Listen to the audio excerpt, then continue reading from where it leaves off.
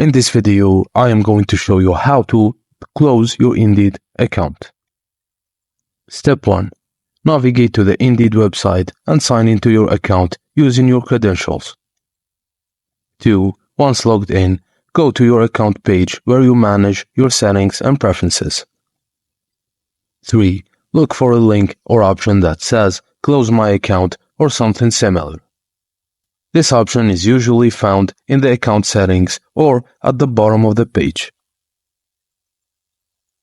After clicking the Close my account link, a confirmation window will appear, asking you to confirm your decision to close your account.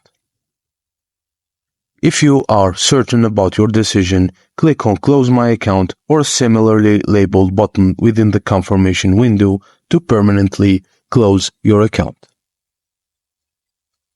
But before you close your account,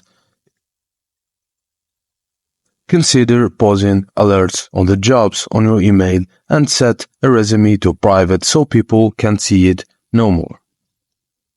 Closing your account is irreversible. Once closed, you will lose access to all data, including your resume and any saved job listings, so do it carefully.